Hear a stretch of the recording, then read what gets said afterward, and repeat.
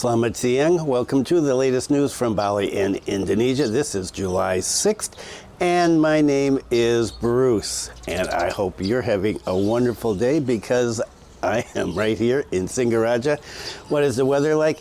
It is not too bad, 31 degrees Celsius. The wind speed is a little breezy, 16.1 kilometers per hour, and the humidity is 67%. And I think you can see the clouds behind me there. Looks like we may have some rain today.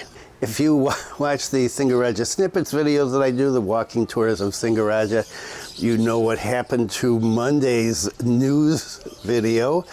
I did the whole thing in slow-mo, and there's a slow-mo thing on this camera. This is the Sony ZV-E10. I have this slow-mo thing here, and there's no sound. And so there was 35 minutes of me talking in very slow motion with no sound. Whoa, is that irritating? So I uploaded one of my Singaraja snippets videos, and I'm working on some more in that neighborhood and some other neighborhoods around Singaraja. And so if you want to see those, you can check out the link up here. And so there is a lot to talk about today, a lot.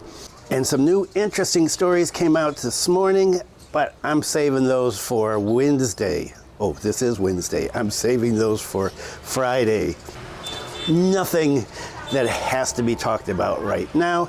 The big story is marijuana again, medical marijuana, and so we're gonna start with that. And this is heavily focused on health today, because COVID-19 is in the news again. Lots of discussions about COVID-19 and some kind of conflicting opinions. I'm going to talk about that and some more flights coming into and going out of Bali, and that is good news. So let's get started with the numbers, which unfortunately are not looking all that great. Okay, so the numbers are not all that great. National new cases, 2,577. Wow, we're working our way up to 3,000. National recoveries, 1,691. National deaths, 8. Bali new cases, 84. And so Bali cases are going up too. Bali recoveries, 49, and Bali deaths, 0. And so conflicting reports, as I said, about the COVID-19 in Indonesia. And, well, we're going to be talking about that a lot today. Okay, so that's not good news about the numbers, and well, we'll talk about that shortly, but first, medical marijuana. Let's talk about that again. Reluctantly, Indonesia may open door to medicinal marijuana. So as you know by now, the plight of the mother who's been pleading to legalize marijuana because she needs it for her child. Well, this is spread everywhere. It's gone viral, and there have been a lot of discussions since then within the government and among lawmakers and the general population about making a limited exception for marijuana in a country that is known for being really strict about drugs. And as I talked about in the last video, the vice president came out and asked the MUI, the Indonesia Ulama Council, to issue a fatwa in favor of medical marijuana. And then the talk about medical marijuana got a big push after a celebrity tweet. And the celebrity, a singer, Andian Aisha, tweeted a picture of Santi Warastudi, the mother of the 12-year-old who has cerebral palsy, and I don't know this celebrity, by the way. After she tweeted this, the photo, 40,000 retweets came out. What about a response from the MUI to the vice president's call for issuing a fatwa? Well, the head of the fatwa for MUI said that while the council had previously declared marijuana to be haram, forbidden, in accordance with Islamic principles, it would be open to reassessing the legality of marijuana for medicinal purposes. According to Pak Asrurun, we will examine the issue in terms of its health, social, economic, and regulatory aspects. Whether the result will come in the form of promoting an existing fatwa, not good, strengthening regulations, or recommending new rules or fatwa? We'll see. Didn't come out and say no directly, said he's open to it. And so gonna wait and see what MUI says, because this will be a big thing. If MUI comes out and issues a fatwa and says they're in favor of medical marijuana, it's gonna be a big push towards getting medical marijuana further along on the road to having some regulatory aspects favoring at least beginnings of medical marijuana. And Health Minister Pak Budi said his ministry would soon publish new regulations aimed at allowing research on the medicinal benefits of marijuana. He said this is for research purposes only. With research, there will be clear-cut data for us to argue scientifically. There's already that data out there. There's been tons and tons of studies. They can take it anywhere. But if Indonesia wants to do it to satisfy themselves, so be it. Better than nothing. Better than nothing. As I've said before, this could be a long time coming. But if they get started with anything, that's a good thing. However, in the past couple of days, the National Narcotics Agency, BNN, has come out firmly against this. They are not in favor of medical marijuana and any kind of relaxation on marijuana. And the head of BNN said yesterday, no way, we are not going to legalize marijuana. It's not going to happen here. They're not talking about legalizing marijuana. This is not a situation like in Bangkok, for example, where you can just go in and buy pot and you can smoke it for pleasure. But that's not the issue here. The issue here is medical marijuana. And so we're going to have to see what goes. He said that if marijuana is legalized, it will make things more lucrative for drug traffickers and there'll be an extraordinary increase in crime. Santi's viral plea has elicited a response from lawmakers. The pro-medical marijuana activist visited the House of Representatives last week and met with the Deputy Speaker of the House. And this was followed by a separate visit to the members of House Commission 3, which oversees legal affairs, and their intent on revising the 2009 narcotics law as part of national legislation program. Commission 3 Deputy Chairman Desmond Mahesa said after the meeting that lawmakers, pending further discussion with relevant parties, would consider establishing a joint task force to monitor the medical use of marijuana, should it be legalized. The task force would consist of Health Ministry, National Police, and the BNN, and would be part of a new provision to be included in the revision of the 2009 law. An attorney for one of the plaintiffs who was suing the government to get marijuana okayed for medicinal purposes said one of the stickiest concerns is that legalizing medical cannabis might lead to easier access for people outside of the intended recipient group. But, she said, this reasoning is misplaced, since there are existing mechanisms in place and also new measures that can be introduced to prevent illegal distribution. Once it's legalized, marijuana can be treated like any other medicinal product under the supervision of BPOM, that's the Food and Drug Monitoring Agency. She said it could be made accessible only in certain locations and with a doctor's prescription. And there are plenty of drugs here that are classified as narcotics that you can get with a prescription. I had some after my last stroke. I had some pretty strong drugs prescribed for me by my neurologist, and they worked. They also made me a little high. You can get this, and you do have to have the prescription. Yeah, there are going to be people that are going to forge prescriptions and so on and so forth, but that happens with anything. And so I agree with the lawyer in this case. Those fears and concerns are misplaced. The main concern should be, is medical marijuana safe? And so we're going to keep following up on this story and see what happens. And now, what about PPKM restrictions? Okay, there's going to be a story about the governor of Bali a little later, but we'll talk right now about what's happening. Government maintains current PPKM restrictions. The government will continue at the lowest level of public activity restrictions, with the exception of one place, I think, until early next month, assuring that the loosened curbs would be enough to contain this recent spike in COVID-19.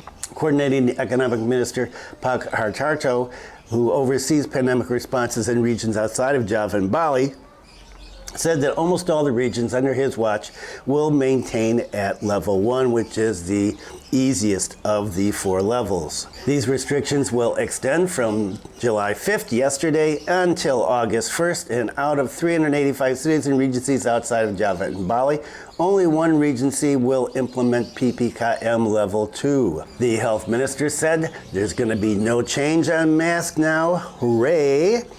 And so that effectively dismisses previous statements by the vice president, who said outdoor mask wearing would be made mandatory. Again, it is not going to be, at least at this point. Pak Budi said the government is confident that the recent wave of cases fueled by the highly contagious Omicron subvariants BA4 and BA5 will be fairly limited compared to previous waves. Now listen to this, because compare this to what we're going to hear in the next segment. Although cases have been generally rising, we've started to see a plateau. We're currently nearing the peak of BA4 and BA5, but our daily new cases is only 4 to 5% of the peak of the Omicron-fueled wave of earlier this year. Budi said, based on the government's epidemiological modeling, the current surge is expected to peak in the 2nd or 3rd week of this month. The minister predicted, and I talked about this before, that we could reach up to 20,000 daily, but this is roughly 30% of the peak of the wave, the previous wave of 60,000 daily cases. Stagnating infections in Indonesia recorded around 13,400 confirmed cases last week, 9% increase from the week before that with 12,300 cases. However, bed occupancy rate has been pretty stable, and it is sticking at around 2%. And Pak Budi attributed this to the fact that around 99% of the population of Java and Bali already have some form of immunity against coronavirus, either through infections or vaccinations, according to a government survey conducted in March. I've talked about that before, but there's a story which I'm not going to talk about today, complaining about the low numbers of vaccinations going on right now, and it is really dropped from a month ago, 2 months ago, and we'll talk about that on Friday. However, epidemiologist Diki Budiman, my old friend, well, I haven't heard from him in a long time. He said it's still too early to conclude that Indonesia would see a fairly limited case surge in the next few weeks. And he's always been cautious about this from the get-go. It's difficult to conclude whether we will see a lower surge of transmissions compared to previous waves, as Indonesia is now taking a passive approach to testing. And he's talked about this, for 2 years. This means that the authorities won't find many cases if the public is reluctant to go to testing centers. Why aren't they going to testing centers, and why are they not getting vaccinated now? Because they think it is over. Despite agreeing that PPKM Level 1 should be maintained, Pak Diki advises the government to increase testing rates, speed up booster rollouts to 50% of Indonesia's targeted population, return to the strict mask rules, both indoors and outdoors, and allow 20% of office workers to work from home. And so, as I said, he's a cautious guy. Indonesia has been lagging in its vaccination rate. As of Thursday, the country has administered 370 million primary doses to 62% of the population, which means it has the second lowest vaccine coverage in Southeast Asia. And the plan was to have 70% vaccinated by the end of June. Did not get there. Only about 24% of the targeted 208 million people have received booster shots. The government's currently formulating a plan to make the third shot mandatory for domestic air travel in a bid to increase vaccination coverage and improve the public's immunities against new COVID-19 subvariants. This is a plan. Okay, it is not in effect, this booster requirement, in order to travel domestically, and it's domestically, not internationally. I see some people jumping on this saying, I'm not coming to Indonesia, you have to have a booster shot to get in. Not true. Not true. You have to be double vaxxed. You do not have to have a booster shot. This is about domestic travel only, and it is not in place yet. Who knows what's going to happen? And some more on COVID. Daily COVID-19 cases falling. Masks still recommended, Deputy Health Minister. The Deputy Health Minister said that the number of confirmed cases have started to drop. Well, not today. Today they went up. Even though positivity rate is still relatively high. He said the curve started to flatten this week, even though the positivity rate remains high, and the numbers are starting to stay constant. So Monday, July 4th, there were 1,434 cases, which I didn't report that day, and so today we got 2,500, so there's a jump of 1,100 in just a couple of days. And the Deputy Prime Minister said to remain vigilant and to wear proper face masks despite the pandemic situation seeming to be disappearing. And so we have this report.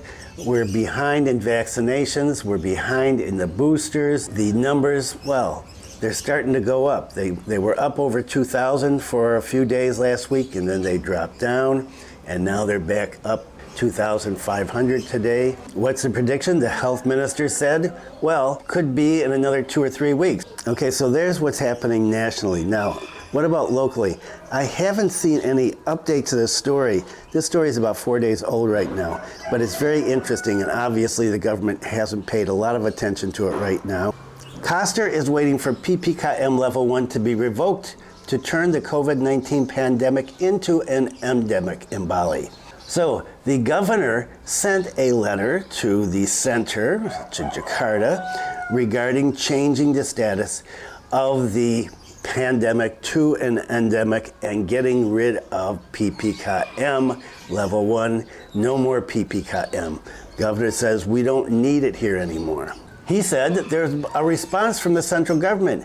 It will be carried out in stages. The first is easing travel requirements as well as community activities. Okay, he said this last Friday. He said further that de facto in Bali there is no PPKM. He said the current PPKM status in Bali is level 1. However, if you look out into the field, there's no PPKM anymore. But according to the rules, it still exists. Well, the governor is finally talking about reality. And life outside is pretty much the way that it was before all of this started, with the exception of the mask wearing in some places with some people. But that is lessening as well. And so everything is open and running. And who's asking for the PL app? As I've said many times, I've been asked for it once. And so is Bali going to be made a special case? I don't know. Remember that the government is watching things here very carefully because of all the G20 meetings that are going to be held here and that are taking place in this meantime between now and November. And so, I don't know. My guess is that the government is going to kind of keep things on the level that they're at right now. But we'll just have to wait and see. And what about inflation? You know, I had a rant in the video that I did the other day that I had to delete about tourist foreigners coming in here complaining Bali is so expensive and I'm being ripped off and I'm not coming there anymore if it's not cheap, because who wants to go there? Well, there was an interesting story about Thailand where government officials said we don't want people coming here if that's what they're coming here for, because they said it's cheap. We want people coming here appreciating the culture and stuff. Yeah, exactly. Same thing here. And guess what? Everything is going up for us too. It's not just tourists in your cappuccinos and your lattes and your $1,000 a month villas. Food is going way up and electricity is going up. My wife came home yesterday after she bought some stuff for doing a cooking video and she's complaining about the price of tomatoes and chilies. So prices are going up here. Nobody is ripping you off. Rant over. Inflation soars more than expected, driven by higher food prices. So inflation is setting a new record since 2017. Food and transportation prices soar. Statistics Indonesia BPS announced Friday that consumer price index has increased by 4.35%, And that's a significant acceleration over 3.55%, which was in the preceding month in May. At 4.35%, inflation rate is exceeding what the central bank thought it would be at the peak of inflation this year, which was 4.2%. And state-owned bank Mandiri thought it would be about 4.26%. The expenditure category of food, beverages, and tobacco is the dominant driver of inflation. This past June, it accounted for 0.47 percentage points of the overall 0.61% increase of the CPI. Prices in this category were up 8.26% year on year, in an increase mainly attributed to inclement weather, unfavorable weather, extreme weather. Talk about climate change. The second biggest inflation driver in June, transportation.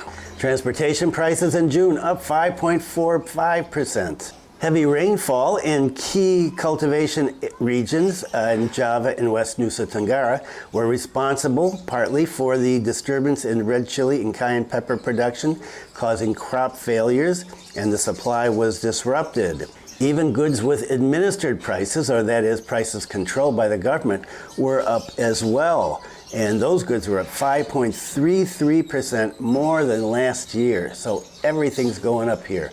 Electricity, food, transportation. Life is getting more expensive in the island of the gods and in Indonesia as a whole.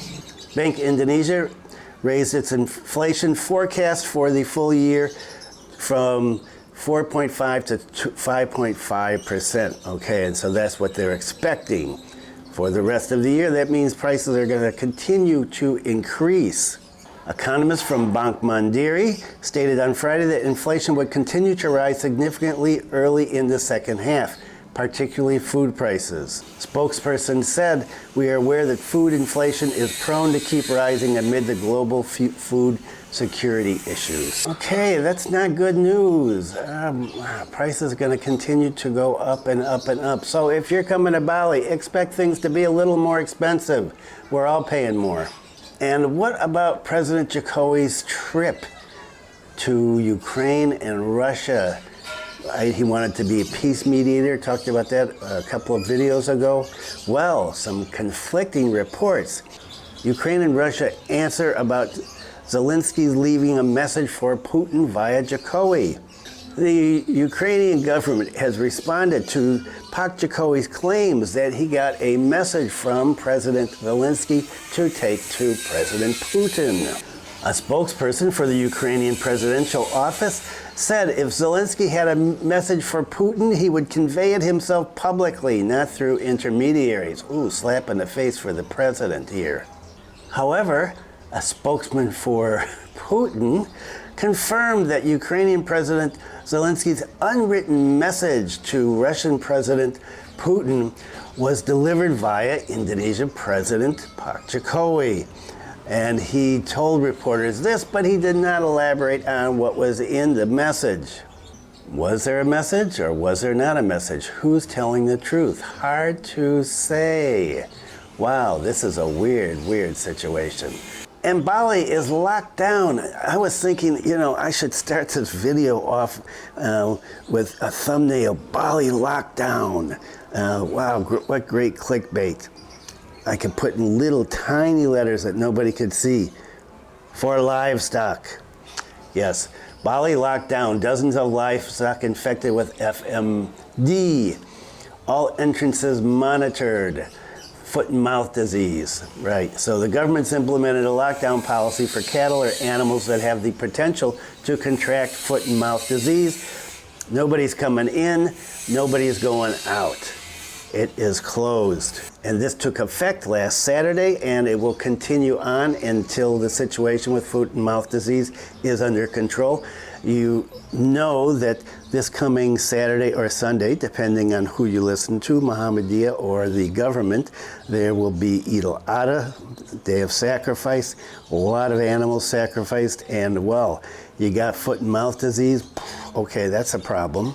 Livestock that have the potential to be infected with foot and mouth disease, cows, goats, sheep, pigs, and others. Well, pigs, not going to be part of Idul Adha, obviously, but cows, goats, and sheep, yeah, a lot of those are going to be sacrificed, and well, it'll be interesting to see how this goes in the next, well, what is there?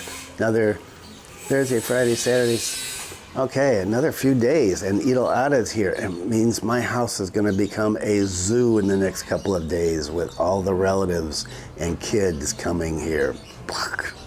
According to a spokesperson, all animals are not allowed to go out and enter except for chickens. Okay, a lot of chicken meat, so we could sacrifice chickens. According to the spokesperson, this means that those who are not affected by PMK, foot and mouth disease, are still allowed because this is a PMK lockdown. Let's talk about travel. AirAsia opens 3 new domestic routes: Bali-Medan, Bali-Balikpapan, and Medan-Bandung.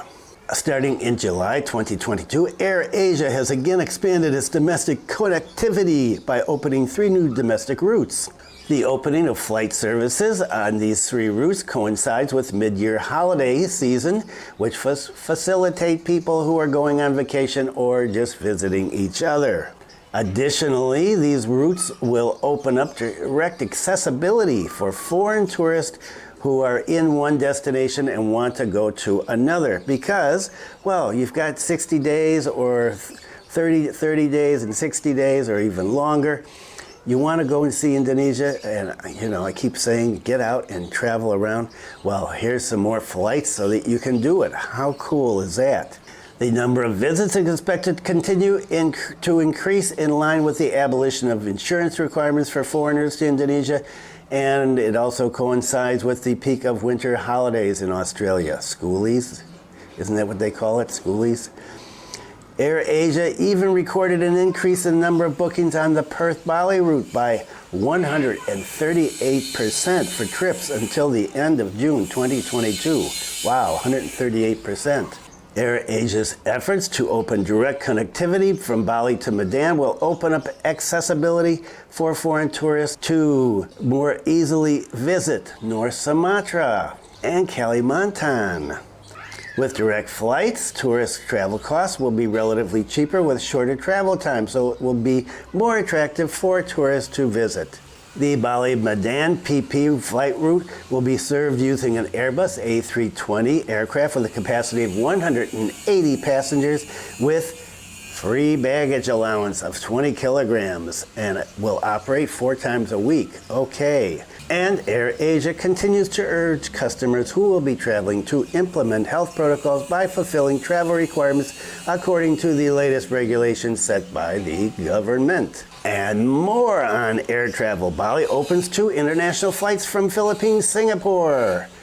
State-owned airport operator Angkasa Pura I opened 2 new international flights to Igusti Ngurah Rai International Airport. The flights serve the round-trip Manila-Bali and Singapore-Bali routes. With the operation of these 2 routes, Ngurah Rai Airport currently serves 46 international departure schedules and 48 international arrival schedules, according to the AP President Director. The flight connecting Singapore to Bali is operated by Garuda, and the Manila-Bali flight by Philippines Airlines. Okay, I've never been on Philippine Airline. Garuda. Now, remember, what was it, a video, 2 videos ago, said that Garuda is going to focus on domestic. Well, and then I heard from a friend of mine in Australia that Garuda may be flying from there again in the coming months. And here, Garuda is apparently flying to Singapore, and Singapore is not domestic. So what's going on? I don't know. We'll see. It'd be great if Garuda stays working internationally, even if it's just limited here in Asia, for example. And with the addition of these 2 new flights, Bali Airport is now connected to 19 international airports in 11 countries. And one final segment, don't miss this if you remember that horrific bus accident that happened. Restorative justice. Deadly accident, bus driver in Baturiti released. The driver of the tourism bus who lost control and crashed into 10 vehicles and caused the death of 1 pedestrian was finally acquitted after the parties agreed to a restorative justice settlement. Okay, what is that? They talk about it, they come up with some money, some way to compensate the victims, and then the victims say, okay, we're not going to push this farther. And that is considered to be a win-win in a lot of cases. I went through one of these processes before, many, many years ago, when a driver that I had smashed into a motorcycle, or the motorcycle smashed into us, and we ended up paying, well, a tidy sum, but the case was dropped. The bus company is willing to compensate all vehicles that were hit and provide compensation to the families of the deceased woman in the amount of 30 million rupees, and will bear school fees for the victims' 2 children up to high school level. In addition, all the victims have agreed to settle the case amicably. With this restorative justice process, the bus driver was released. According to a police spokesperson, the suspect's status was revoked and declared free. This is not a criminal act. The brake failure was not from the start, but when using it is not appropriate. The driver is not capable. This translation is pretty yucky.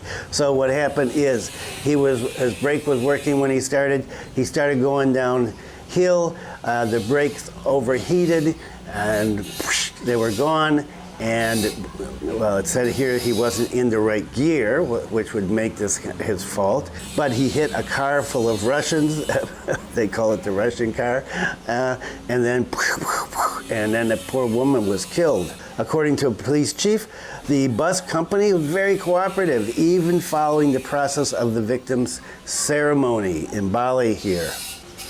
In addition, the company from Java, together with the victims in the local Bandesa Adat, have met to resolve the issue amicably.